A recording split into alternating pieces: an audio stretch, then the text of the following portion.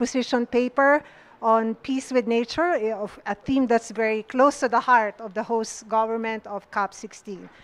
Our program is quite packed, so we have to start it off now.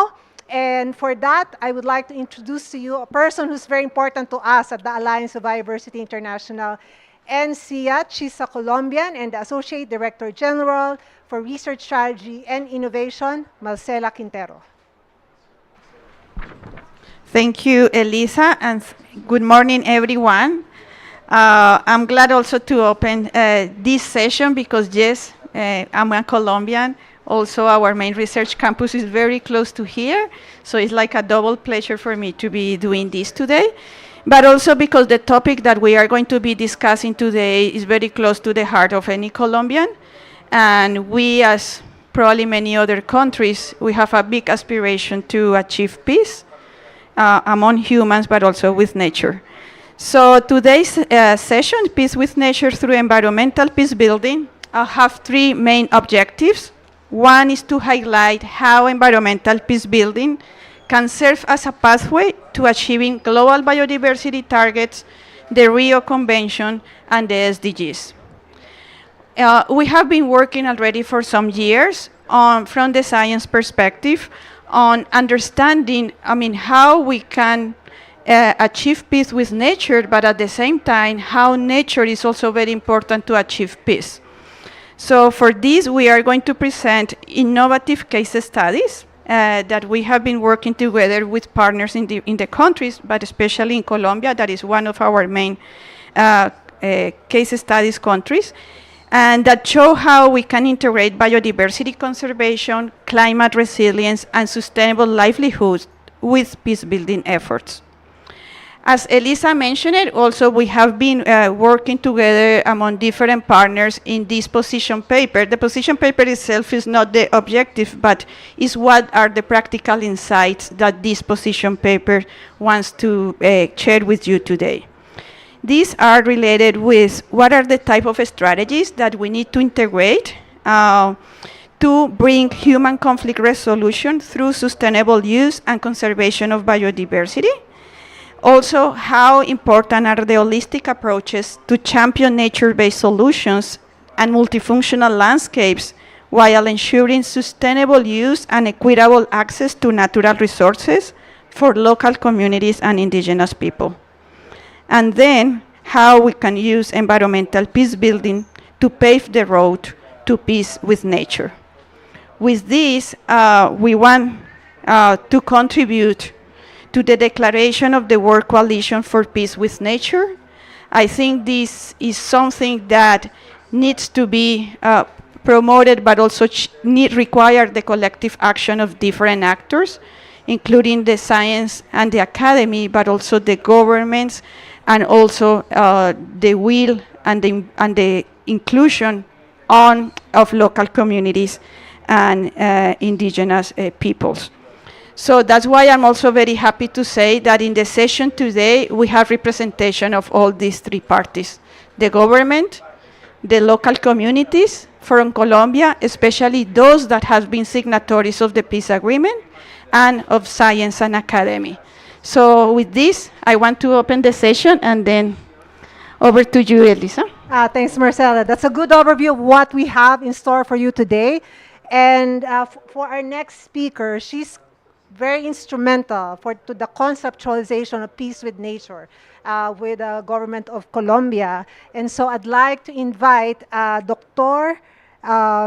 Monica Giovanna Amador Jimenez. She's the Peace and Human Rights Advisor to the Office of the Ministry of the Environment of Colombia about the efforts of Colombia in leading the charge on peace with nature. Monica? I think you can. Yeah. Please. Yeah.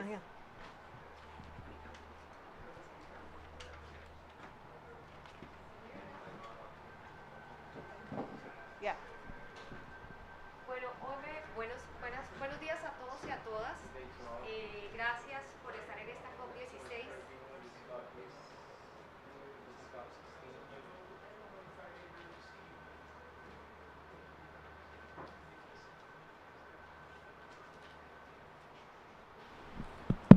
Bueno, muy bien.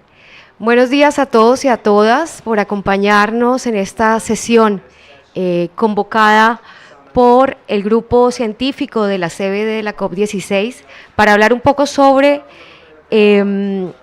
las estrategias de construcción de paz ambiental en Colombia y las políticas que dentro del gobierno del presidente Petro y bajo el liderazgo de la ministra Susana estamos desarrollando en Colombia precisamente para enfrentar uno de los mayores desafíos, que es la construcción de la paz ambiental y la resolución de los conflictos por una vía pacífica. Estas son algunas imágenes de contexto sobre la situación de la deforestación en Colombia y en particular la reducción de la deforestación durante el gobierno del presidente Gustavo Petro a partir de unos procesos de diálogo social y de transferencia directa de pagos por servicios ambientales, así como la construcción de marcos jurídicos que permiten derechos territoriales a las comunidades, principalmente en el arco norte de la Amazonía colombiana, en donde se concentra la deforestación. Esta charla nos vamos a concentrar en el arco norte de la Amazonía colombiana porque allí se encuentran 22 de los 28 núcleos de desarrollo forestal, que son la gran apuesta de transformación territorial del Ministerio de Ambiente, en donde por un lado queremos contener la deforestación, pero por otro lado queremos generar las condiciones de una bioeconomía y una economía que proteja los bosques y la biodiversidad. Esta es una presentación reciente desarrollada por nuestro equipo de investigación del IDEAM, en la que podemos ver claramente en dónde se concentran los principales focos de la deforestación y su análisis multitemporal a partir del año 2016, que es la firma del Acuerdo de Paz, y en donde todos los científicos coincidimos que a partir de la falta de una llegada efectiva del Estado después de la firma del Acuerdo de Paz, se genera una expansión de la frontera agropecuaria y la llegada de nuevos grupos armados que se apropian de los territorios en los que tenía cierto control o gobernanza las extintas FARC. Estos principales lugares son precisamente las áreas colindantes a los parques nacionales naturales. Entonces, más adelante hablaremos precisamente sobre las metas del marco Cumming-Montreal y cómo las metas del marco Cumming-Montreal son coherentes con la política de Estado, que también se concentra en generar condiciones de transformación territorial en las áreas de parques, en las áreas de reservas, como la Reserva Nucac, y en todo el arco norte para contener la expansión y estabilizar la frontera agropecuaria. Este es un ejemplo de los principales núcleos de deforestación que estamos monitoreando y que se superponen a los núcleos de desarrollo forestal en donde estamos haciendo una gran inversión desde el Estado.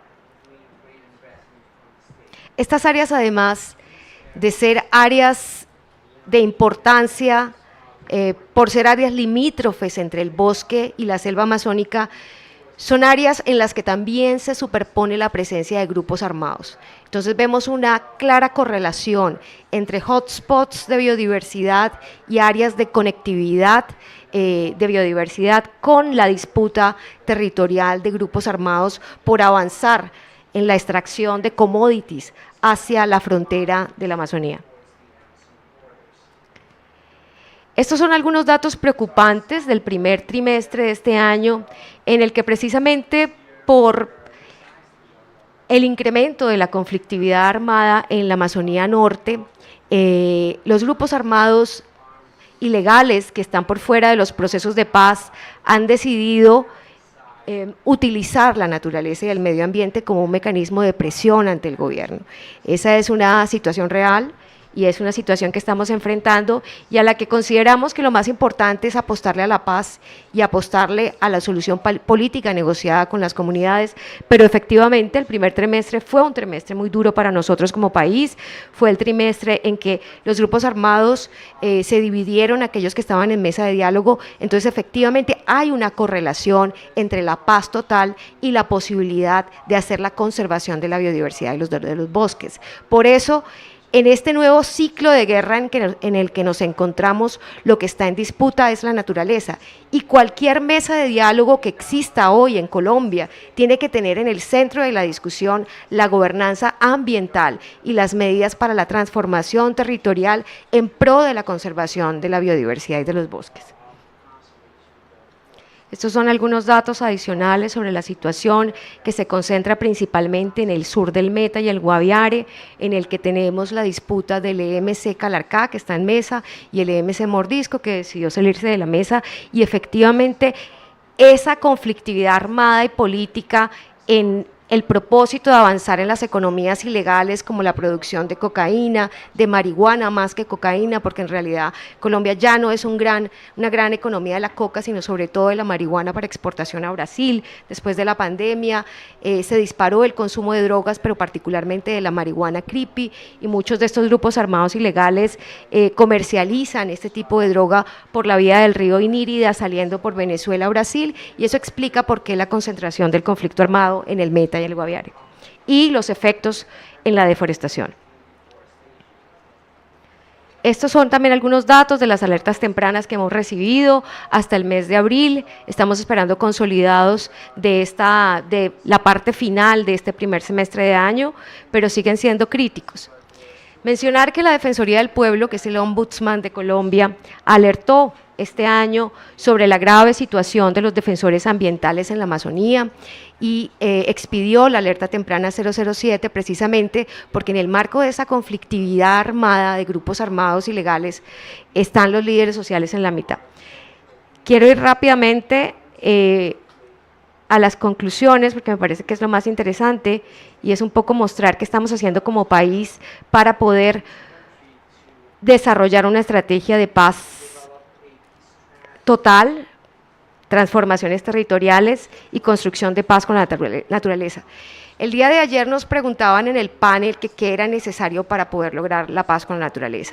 Para nosotros lo más importante es garantizar condiciones materiales y habilitantes para las poblaciones que están viviendo en medio del conflicto armado, y eso pasa por una reforma rural integral, pero con un enfoque ambiental. No es la reforma rural integral de los años 60, ni queremos promover la revolución verde. Se trata de una reforma rural con un enfoque ambiental que reconoce las capacidades de las comunidades y que parte del hecho de garantizar derechos territoriales a esas comunidades que en el caso de Colombia han vivido por décadas en las zonas de ley segunda, pero no han podido hacer ejercicio real de esos territorios en materia de gobernanza, derechos territoriales. Hemos avanzado en la regularización de la ocupación y el aprovechamiento campesino mediante el acuerdo 315 que decretó el gobierno del presidente Petro y que le permite a las comunidades que habitan la zona de ley segunda, que es la zona fronteriza con los parques naturales, poder regularizar su habitación, poder reconocer su permanencia y poder habilitar usos acorde con un modelo de desarrollo sostenible. Hemos avanzado con las concesiones forestales campesinas, con las cuales quiero invitar mañana a una sesión que tendremos con ACOFOP y con el gobierno de Guatemala para hablar de la experiencia guatemalteca de las concesiones forestales campesinas, un proceso que también se desprende de un proceso de paz. Nosotros estamos tratando de implementar y traer esa experiencia a Colombia y ya tenemos un artículo 55 del Plan Nacional de Desarrollo que habilita las concesiones forestales.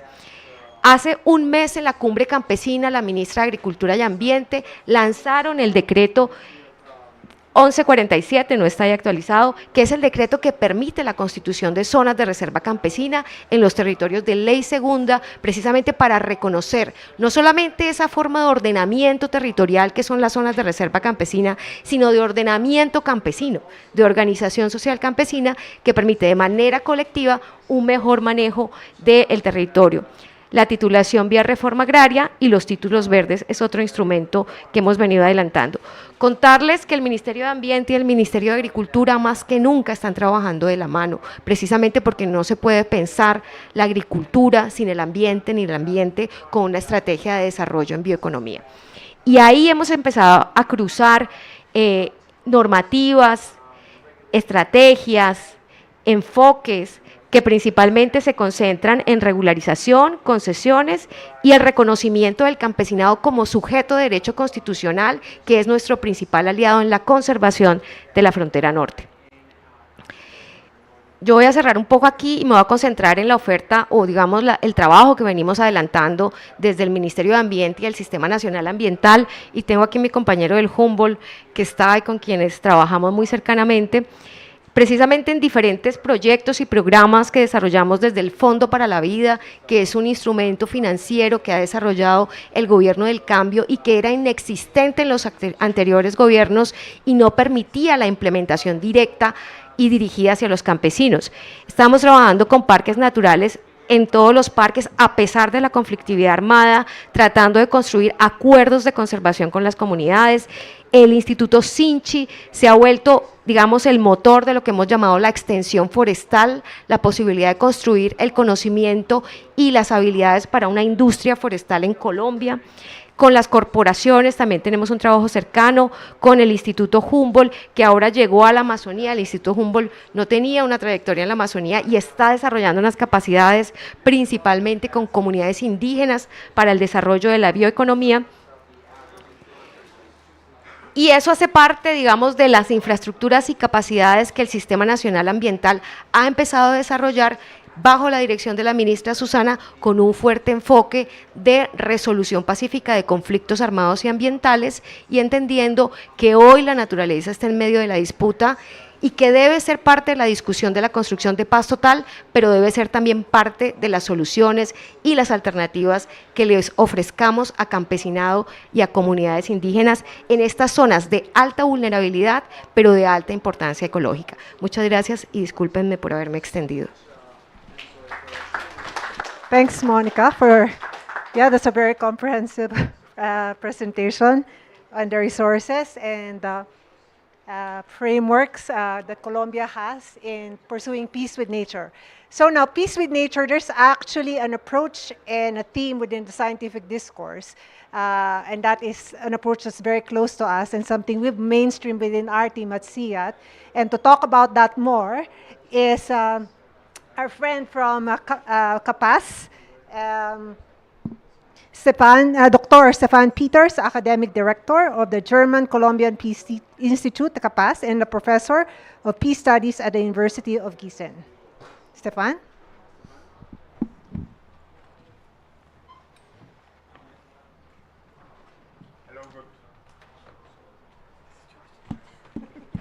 Hello, good morning, everyone. Thank you very much for this nice introduction and for being here and for inviting me. So, first of all, I would like to try to connect a little bit with the presentation we just heard from Monica. So, I think what was quite clear is that, first of all, without peace, we won't be able to protect the environment, to protect nature. Not here in Colombia, not in the Ukraine, not in the Middle East, not in Sub-Saharan Africa, in no place. However, we also know that peace is not a guarantee for protecting the environment. And on the other hand, we also have quite a lot of knowledge about how the, first of all, how war affects the environment. So all these negative impacts on on social environmental issues, also linked to social cultural issues. I think that's also important. And we also see that often ecological degradation can be one factor of escalating conflicts. And I would like to start here with, so basically what I would like to share with you is some thoughts about rather conceptual issues related to the discussion between peace, conflict, and nature, the environment. And first of all, I think we have to say that in the discussion of peace and conflict studies, the environment has largely been absent. That has only changed in the last 10, 15 years perhaps a little bit more. And in the same time, as far as I understand, it also has been quite absent peace and conflict studies from the more environmental academic discourse. So basically what happens here in Cali, Colombia right now is not only in the academic level, but probably more important, there at the negotiation table, bringing these two discussions together. And I think that is important and innovative, but of course we also have to bring other issues in here. It's not only about peace and the environment, but also other factors. But let's start first of all, because generally in the debates we have seen kind of a vicious circle. So we have armed conflict. Armed conflict has negative consequences on the environment. This leads to this degradation leads to lack of opportunities or fewer opportunities for livelihoods, for instance, for the local communities, and that might be another factor for fueling armed conflicts, basically through grievances. We also have in this debates quite well known, I think, internationally, climate wars. So first of all, we could not only what you see here from the former Secretary General of the United Nations, Ban Ki-moon, but also a former colleague at the same position like Boutros Boutros-Ghali in 1991. He said, well, the next conflict in the Middle East will not be about ideology, but about water. Well, we can discuss if that's really the case right now, but what is basically the argument is we have climate change, we have ecological degradation, that leads to scarcity, and scarcity leads to conflict. Actually, even in those a little bit more, let's say, positions from academic who wants to get in the media, they say basically, if your land dries up, you take the arms and you fight. Actually, there is a lot of discussion that it's not that simplistic, of course. But that is one of the debates here. The second debate is about resource wars, what we all know from Hollywood, Blood Diamonds and Leo DiCaprio. Basically, the idea here is that we have warlords on the one hand. They are interested not that much in ideology, but rather in controlling natural resources, extracting natural resources without thinking about environment, of course, in order to get economic rents and finance their war. And on the other hand, this extractivism, we also know, not only in the illegal form, also in the legal forms, has a lot of negative consequences on the environment, which will also lead to more grievances. So this is basically the argument of, or different shades of the argument of the vicious circle. However, I think we should make it a little bit more complex, because is it really the case that the only option you have if you have environmental degradation or if climate change comes in and you have, for instance, a lack of water, is it only the option to take the arms and fight the other? Of course not. Of course, we can also have different ways how we deal with this situation. It's, for instance, a topic of resource management and governance. Often it's also a problem with efficiency. Think about, for instance, in the Middle East, the way how you can use very few water in order to get agricultural results. It's not only about this simplistic relation. Then we also have contextual matters from social-cultural factors, especially the same ecological issue might not be perceived the same way by communities. We also have to think about not only the social environmental impacts, but also social cultural, for instance, about territory and spiritual issues related to the territory. And the next point I think is important is to get the insights from political ecology that ecological problems are not democratic. Smog is not democratic, water scarcity is not democratic, but it is about winners and losers. It is about inequality.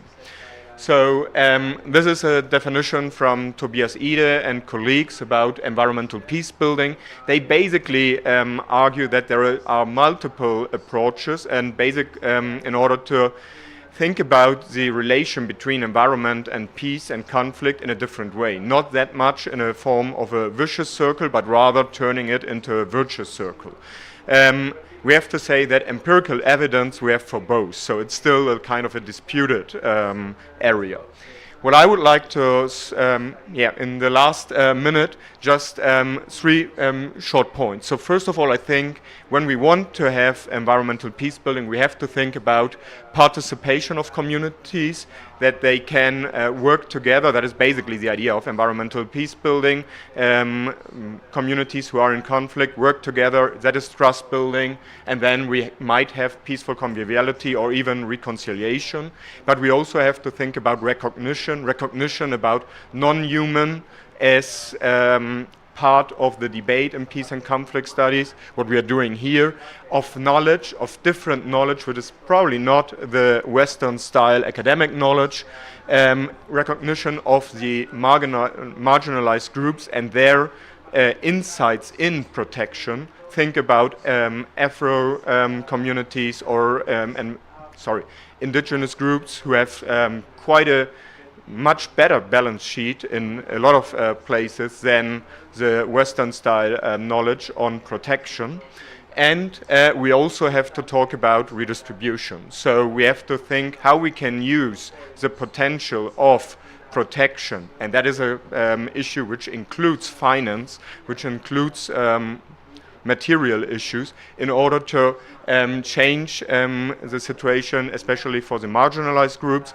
Think about transformative approaches, which is not only about, let's say, social inequalities, vertical inequalities, class, but also concerns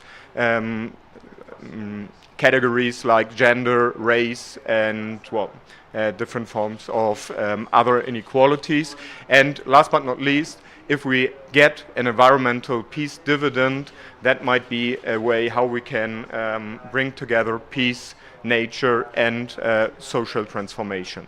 Thank you very much, and sorry for having a little bit more time. Thanks, Stefan. And I agree with you that it's a virtuous cycle and it can be very transformative. So we've now come to the portion of our program that we're going to unveil, the star of the show, as I said, which is the CGIAR position paper on peace with nature. And nobody to do that better than the person who spearheaded that effort, my colleague Janelle Sylvester, who's the land expert for the Climate Impact Platform for Environmental Health and Biodiversity. And I believe she's one of the very few experts on restoration within CGIAR. So take it away, Janelle.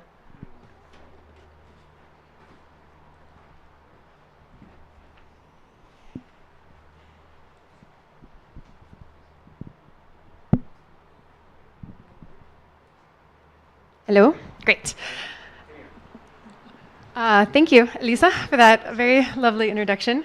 So I'm going to talk about the implementation of environmental peace building by highlighting a few case studies.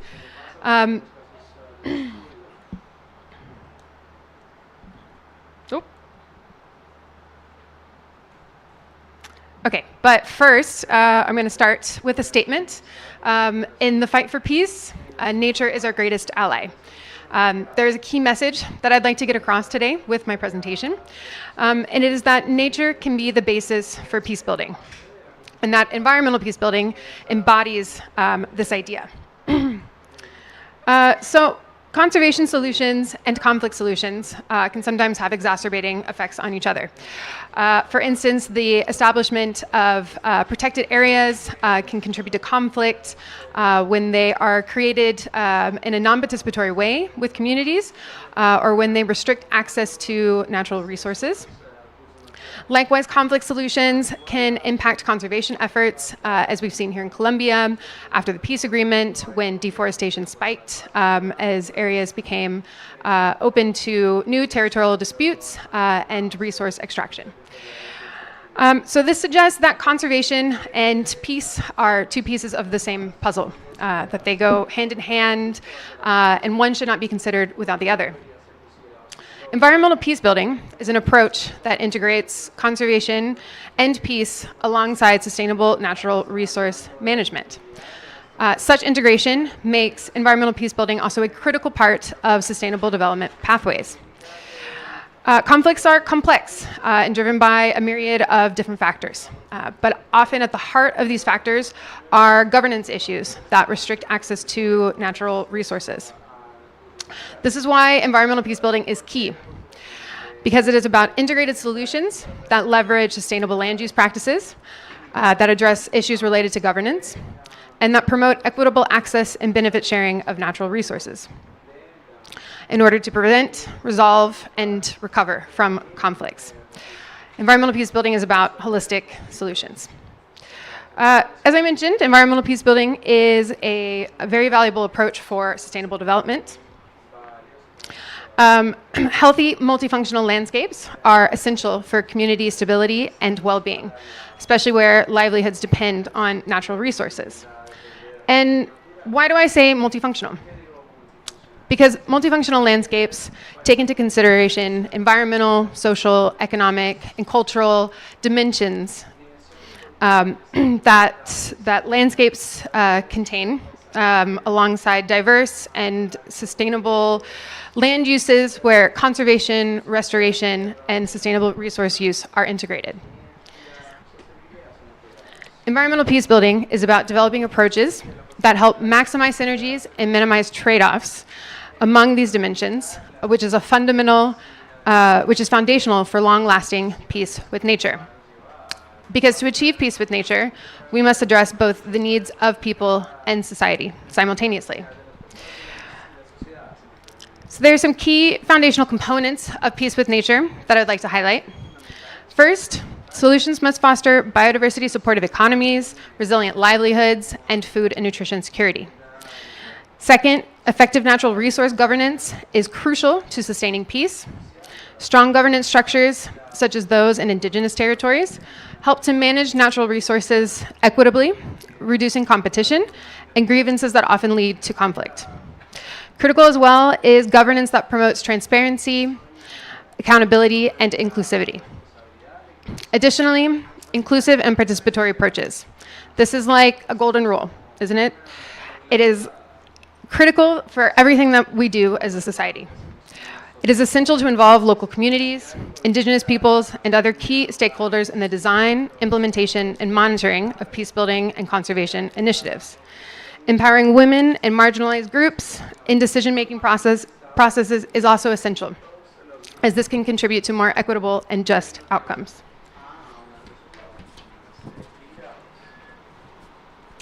So, now I'm going to illustrate the importance of these components through a few case studies.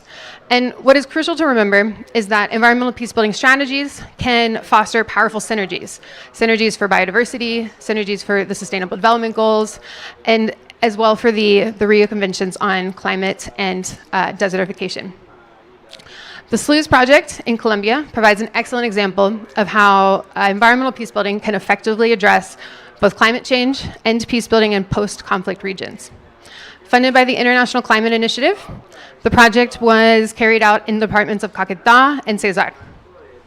Through the implementation of co-designed zero deforestation agroforestry systems, the SLUES project has advanced sustainable land use that supports both biodiversity conservation and climate resilience. At the heart of the project is a focus on resilient livelihoods. Through the integration of smallholder farmers into sustainable value chains for cocoa and livestock, SLUES has offered local communities viable alternatives to illicit activities, promoting economic stability and social cohesion. SLUES has helped form multi-stakeholder platforms that have evolved into formal governance bodies, ensuring the sustainability of these efforts. The lessons from SLUES has also contributed to national policies, such as Colombia's nationally appropriate mitigation actions for livestock, aligning local peace building and climate resilient strategies with national development goals. Second, is a participatory rangeland management project, which was piloted in Ethiopia and has now been scaled to over 1 million hectares across Kenya and Tanzania.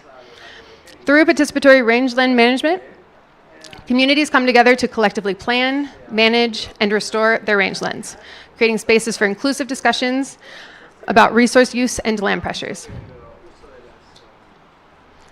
This collaborative approach has increased rangeland productivity and security of tenure, strengthened community governance, and has empowered women and youth to participate in decision-making processes. And lastly, in Ethiopia, community seed banks have become a powerful tool for not only preserving biodiversity, but also for building social cohesion and peace. These grassroots institutions conserve and distribute indigenous and locally adapted seeds, acting as lifelines for both food security and cultural preservation. In areas affected by conflict and social division, community seed banks serve as platforms for cooperation, fostering mutual support and allowing farmers to operate as part of a collective rather than in isolation. So these case studies have demonstrated how the power of environmental peace building. And now it's time for a call to action. The key points I want to deliver today are that first, we need to integrate environmental peace building into national policies, strategies, and planning. This integration will ensure that peace building efforts are aligned with environmental sustainability goals, facilitating the creation of resilient communities and ecosystems. Second, governments, international organizations, and private sector actors should collaborate to mobilize funding through innovative mechanisms, as funding for environmental peace building can deliver on multiple fronts, contributing to the Rio Trio and the SDGs. And lastly, as we've seen in the case studies, sustainable livelihoods and biodiversity supportive economies must be prioritized alongside inclusive and participatory approaches. This as well must be paired with approaches to strengthening governance and institutional capacities. So thank you very much for your time. I'd like to say that all these points that I've made and the case studies that I presented are expanded upon in the position paper that Elisa mentioned, which is available here through this QR code and through that link. So thank you all. Thanks, Janelle. So we'll give it a few seconds for you to hover over that. Oh, anyway, were you able to get the QR code? Not yet? Oh, okay, we'll, I don't know if we have copies of that. So let's keep it there while I introduce our next segment. And as we mentioned, Marcela mentioned this at the start, and that, of course, this session is not all about concepts. We'll be talking about lessons learned on efforts around environmental peace building, and it will be a panel discussion. A colleague of mine will moderate. Her name is Dr. Meringaibi. And for me, she's somebody with so many different expertise when it comes to climate change, and that includes climate adaptation, carbon accounting, and impact evaluation. So I'll leave the floor to Mary to moderate the session and introduce our guest for this moderated panel. Thank you, Elisa. I almost felt I was not the one you're talking about. Okay. So I would like to welcome all of you here once more. Peace with nature. How good it sounds. Before I go on talking, because we can talk about this the whole day, the whole month, and the whole year, we have a session now. It's a panel discussion where we will have experts who have been working on environmental issues, integrating that with peace, and seeing how they will use the environmental strategy to build peace so as we continue to maintain a sustainable environment and also an environment for sustainable peace. Okay, I'd like to call first Augusto. Augusto Castro is a senior scientist who works in the low emissions food development team in the Alliance of Biodiversity International and CGIAR. He is based in Cali and he has been working a lot on peace building, integrating with climate change and the environment. So we are going to be getting a lot of good things about how environment and environmental projects can be connected to also achieve peace and not just achieving our sustainable environment. Augusto?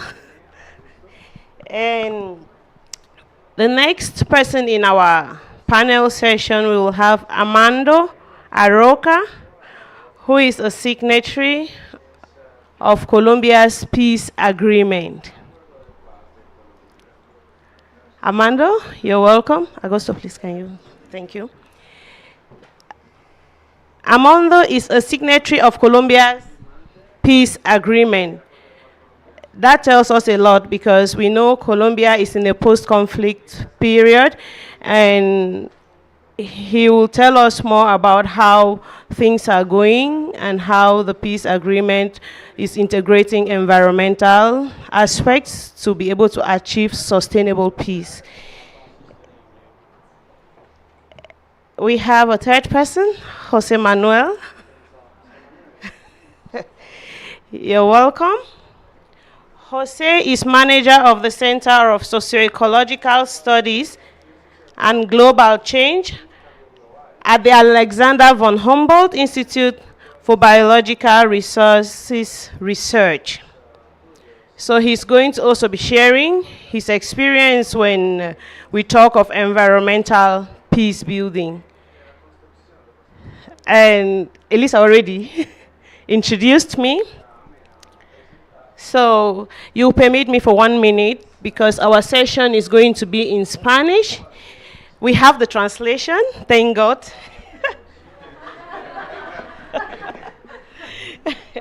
Yeah, we have the translation, so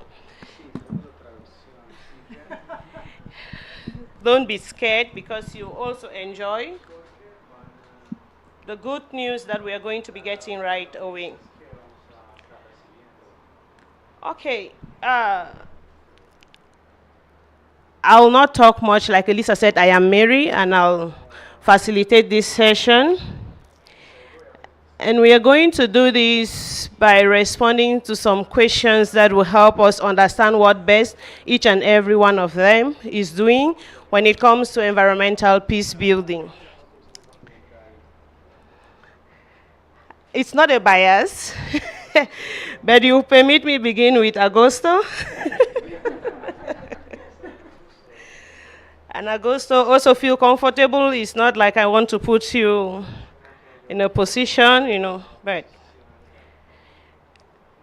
Augusto, you've been working a lot when it comes to environmental peace building issues. You've done a lot of work integrating climate change and peace building using adaptation strategies, mitigation strategies to achieve peace building. So I'd like to ask you this, if you share with us, how has integrating sustainable land use systems with peace building efforts in your experience helped foster social cohesion and provide viable economic alternatives for farmers in conflict affected regions?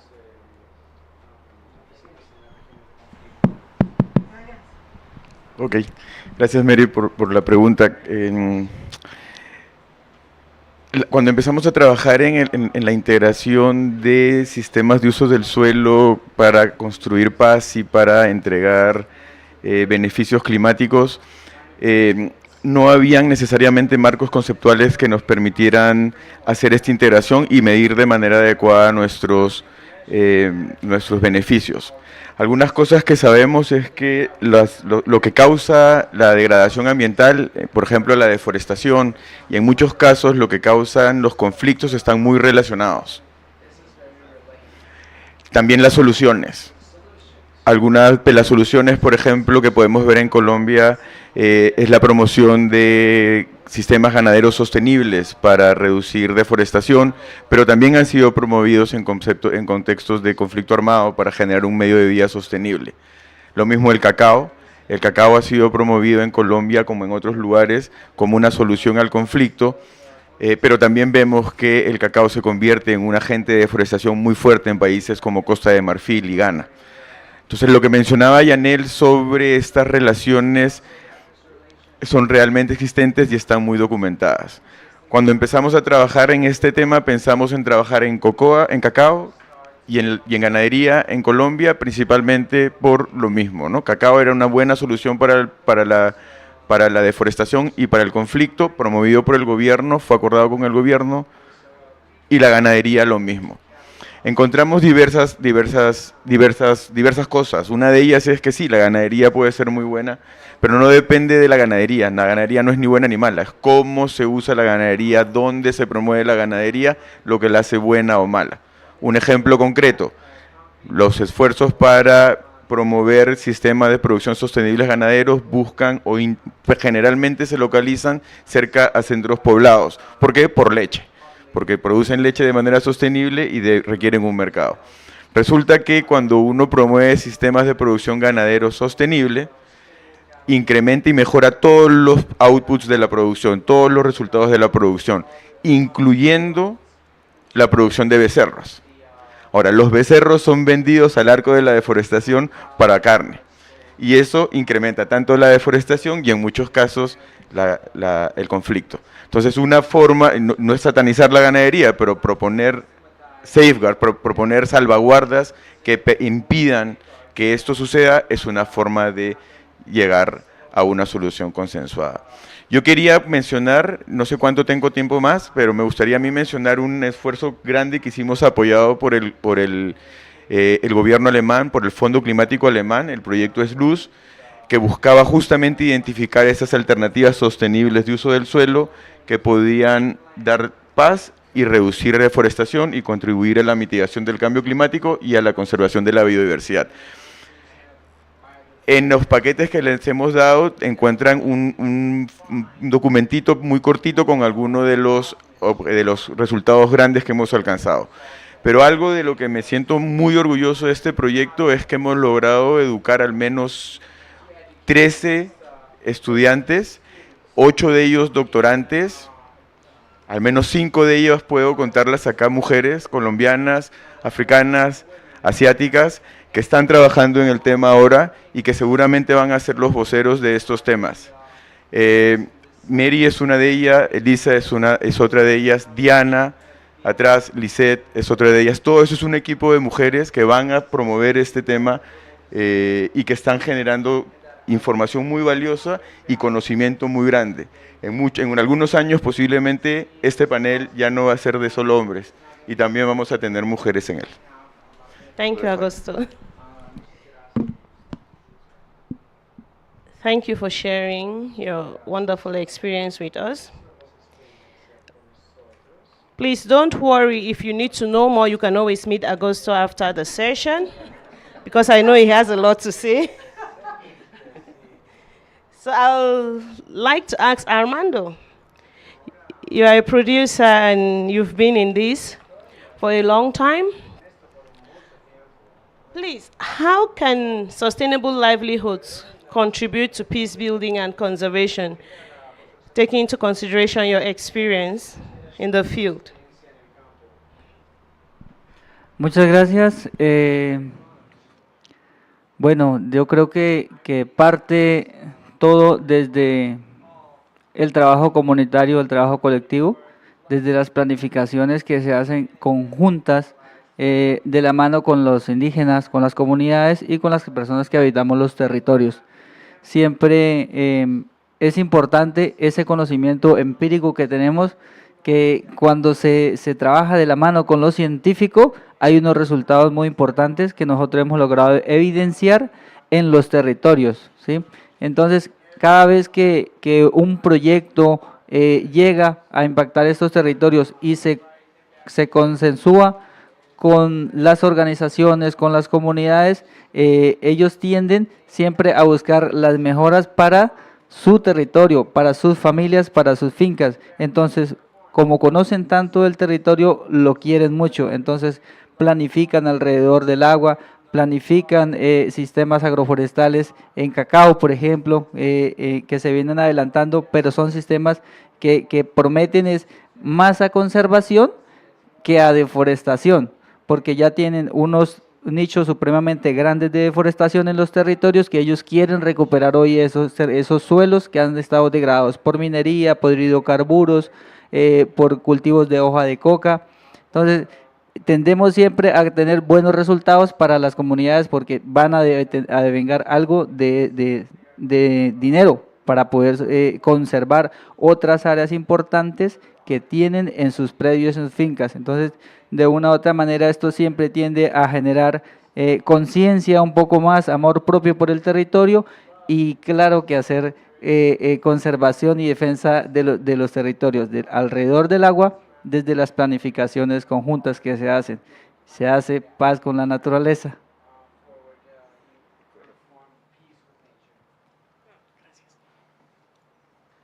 So much, Armando. Your experience is helping us, and sorry about that. Sorry, give me a minute. Sorry about this.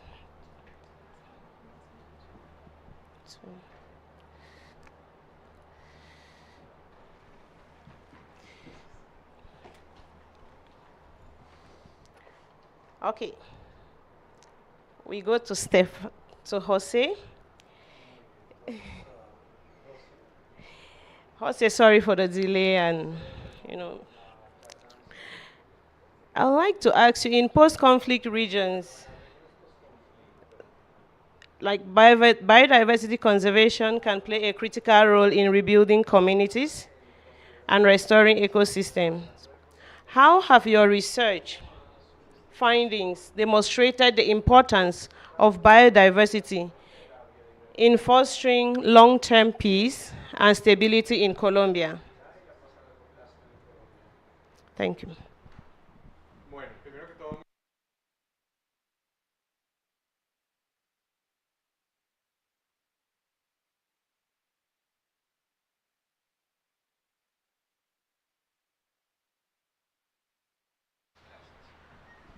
Ahora suena mejor.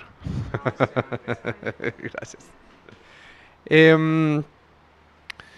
Y desde la experiencia, desde la perspectiva de la implementación, una de las cosas que encontramos que era muy importante es poder encontrar un objetivo común. Y esta fue la experiencia de la implementación que tuvimos con el resguardo indígena de Yaguara 2, que hemos tenido varias personas que estuvimos, digamos, trabajando y pensando. Y al principio lo que teníamos era objetivos muy distintos. La comunidad quería retornar a un territorio del que lo había sacado el conflicto. Y nosotros, por otro lado, pensábamos, como lo decía Mónica, en cómo restaurar esa biodiversidad en la Amazonía. Entonces, habían objetivos distintos, desde la perspectiva de lo que quería el proyecto que se implementó con recursos del Ministerio de Medio Ambiente y lo que quería la comunidad. Pero nosotros no teníamos experiencia en retorno, ¿cierto? En cómo lograr el retorno. Esa no es nuestra capacidad. Nosotros sabemos de investigación en biodiversidad, de monitoreo de biodiversidad. Pero encontramos un punto común. Y el punto común fue cómo logramos una transformación del territorio. Desde la perspectiva que quería la comunidad de regresar a ese territorio y desde la perspectiva que queríamos como personas trabajando en biodiversidad de cómo restaurar esa biodiversidad que se había perdido por la deforestación. Y entonces encontramos como ese punto en el que a través de una estrategia inicialmente y únicamente pensada en restauración, lo que logramos fue esas condiciones habilitantes para que la comunidad retornara al territorio, es decir, teníamos que pensar quién iba a estar allá al frente de ese proceso de restauración, pero de una restauración comunitaria y social que necesitaba el territorio. Cómo resolver el conflicto para ponerse de acuerdo y saber dónde iban a plantar. Cómo restablecer la guardia indígena que iba a ayudar no solamente a mejorar la gobernanza del territorio, sino que iba a estar pendiente del proceso de implementación. Cómo mejorar las capacidades del Instituto Humboldt y las capacidades de las personas para trabajar en una intervención muy distinta a lo que habíamos hecho antes. Y a partir de ahí fue que se generaron los cobeneficios, a partir de llegar a ese acuerdo, de ese punto común. Se lograron 420 hectáreas restauradas, se capacitaron más de 80 personas del resguardo, pero se lograron una cantidad de cobeneficios que no están en los números que siempre nos piden los proyectos. 20 personas, 20 familias retornaron al resguardo. Eso mejoró una gobernanza del territorio que finalmente contribuyó a frenar la deforestación en uno de esos núcleos de desarrollo forestal que ya mencionaba Mónica y que ha sido una de las estrategias que desde el gobierno nacional ha permitido tratar de reducir, digamos, esa deforestación. Pero finalmente lo que logramos fue una articulación entre diferentes actores. Las comunidades, un resguardo indígena que es multiétnico, con perspectivas distintas, cómo ellos se organizaban para poder trabajar desde la legalidad, desde una perspectiva de implementación, y a partir de ahí poder lograr todos esos cobeneficios que no solamente garantizan que el proyecto cumpla con los números son importantes, pero a veces nos matan los números, sino cómo lograr los cobeneficios de gobernanza, que era lo que iba a garantizarnos que la restauración funcionara bien y que se lograra la gobernanza del territorio para reducir la deforestación.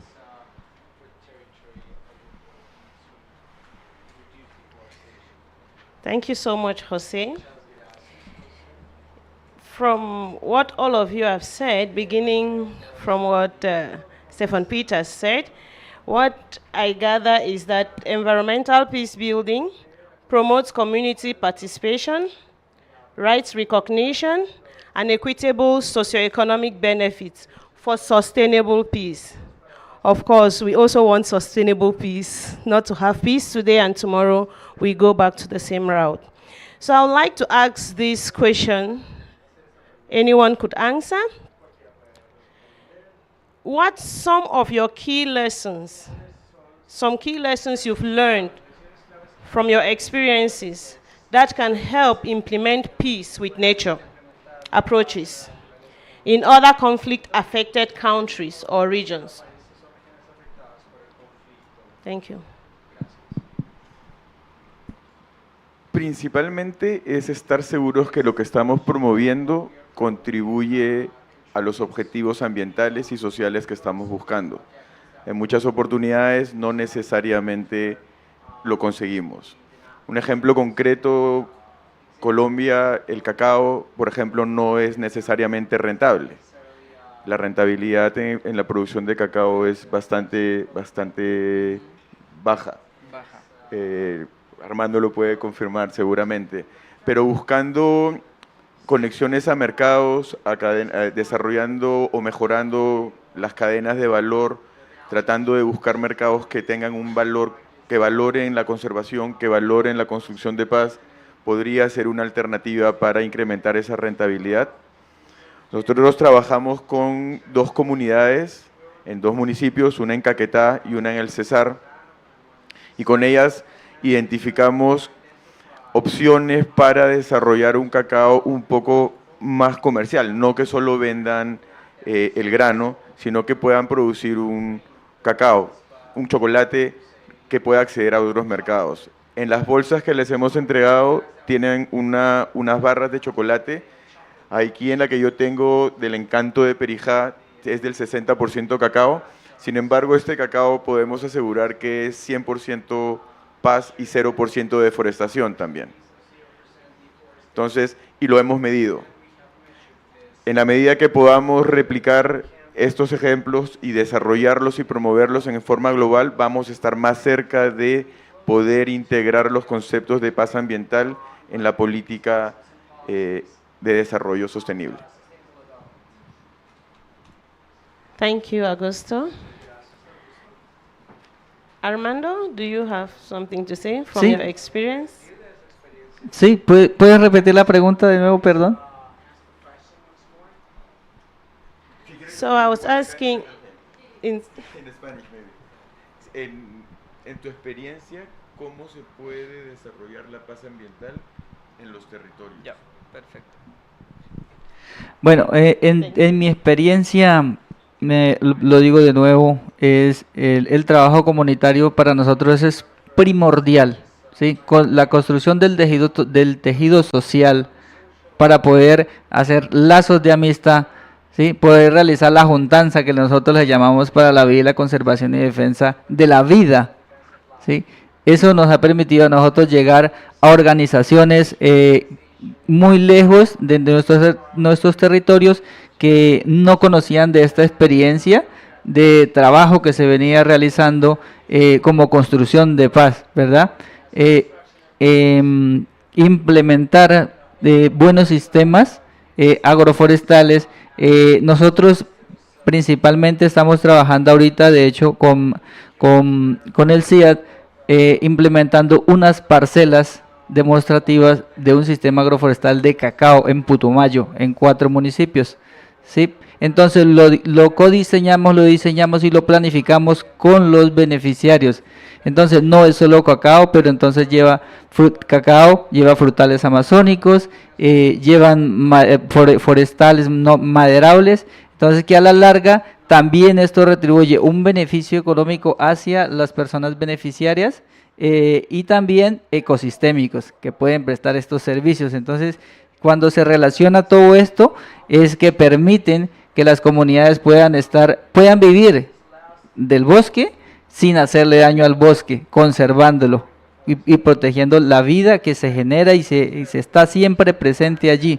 Algunas en unos lugares donde no existía un animalito, hoy día después de unos sistemas que se han implementado ya retornaron de nuevo muchas especies y siguen llegando aún más. Entonces siempre esto permite el trabajo comunitario y es el centro de todo cuando se hace bien planificado. Creo que el gobierno nacional lo ha entendido muy bien desde las comunidades y lo vienen haciendo con la institucionalidad muy bien este trabajo. Hay muchos esfuerzos más por hacer todavía aún, pero sí es posible. Thank you, Armando.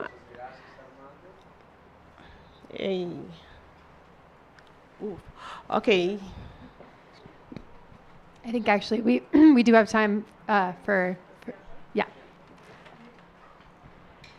All right, thank you. Armando says the approach they used was called designing involving the community, and they didn't only work with cocoa, they also used other fruits, tropical fruits, and this has actually helped a lot because some species that were long gone are now returning back to base. Thank you, Armando. Jose, do you have something to say about this from your experiences, the lessons you've learned? Dos aspectos muy importantes que terminan siendo claves en los procesos de implementación, cómo lograr procesos de paz, porque digamos que no es una cosa finalizada, sino que son procesos. Primero hay que conocer la historia del territorio y de las personas que lo habitan.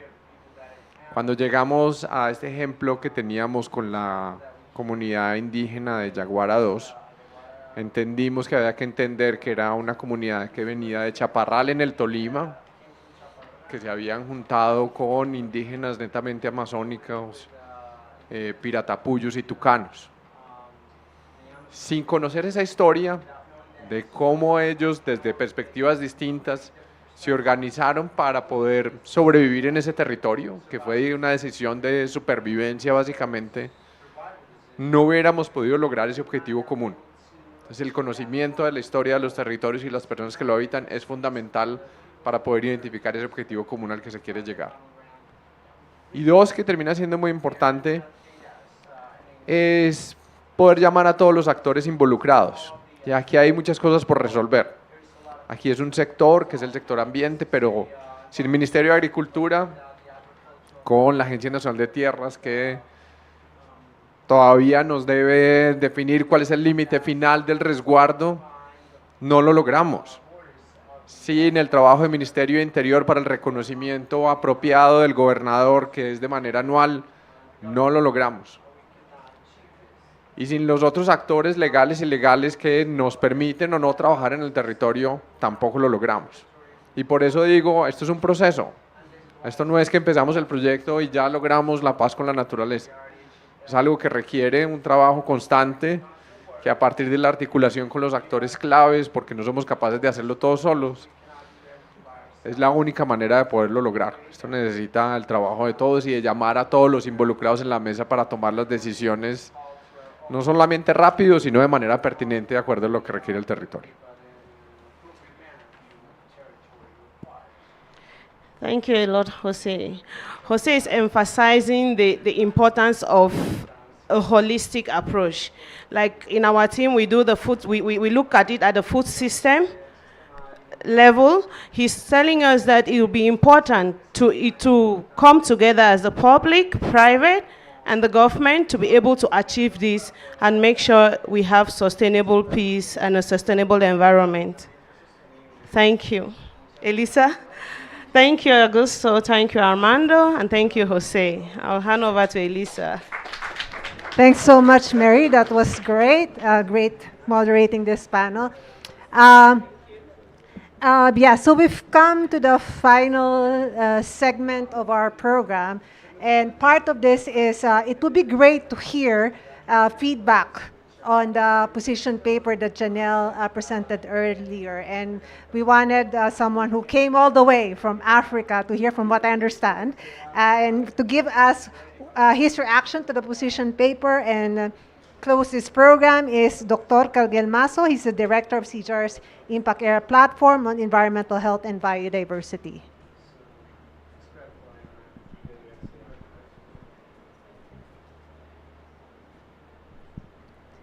Here you go. Yeah, thank you very much, Elisa. And I will not take the risk to comment on the position paper. Congratulations to the team who worked on the paper. Excellent job. But I would also like to take the opportunity really to thank everyone who has been involved in preparing this excellent session. It was amazing listening to you. I took notes as I was going back to my life as a student because I was learning a lot. But really some take-home messages, that's probably where I have more interest in some way. Really, the message was clear. There is no way we can protect nature without peace. I think it's something that we have to keep. And for that to happen, you need the whole of society. You need the whole of society. And this is relatively complex. There is something that unites us in a certain way, is our livelihoods. Sometimes we believe, we behave based on the livelihoods we are struggling for. So how do we make sure that we strike the right balance in terms of natural conservation, in terms of livelihoods opportunities, and how do we make sure that it's done in a very inclusive manner for everyone to be involved? The moment you leave anyone behind, you are running a risk. And I was listening, trying to get all the good examples and cases of Colombia, and I was thinking from where I come from.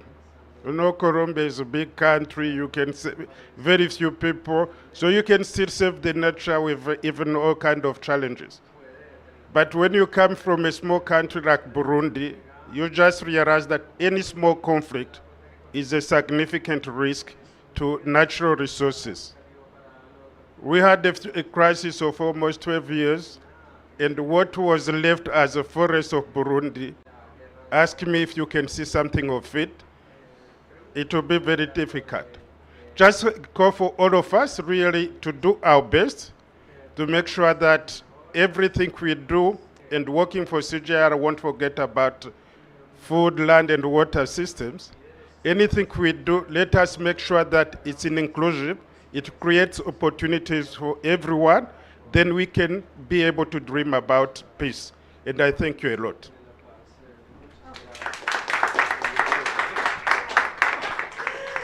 Thanks, Cargiel. So with that, we would like to thank everyone, the organizers on behalf of them, for coming to our program. I hope that even with how short it was, you were able to get a lot of insights from what peace with nature mean and the approach and the lessons learned from the ground.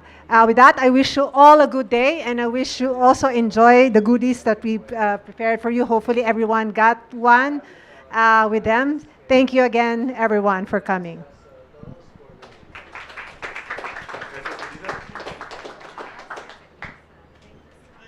I hope you enjoyed it. Yeah, it was good. Thank you so much for the presentation. Yeah. Actually, we say that environmental environmental is what we need if we want compliance with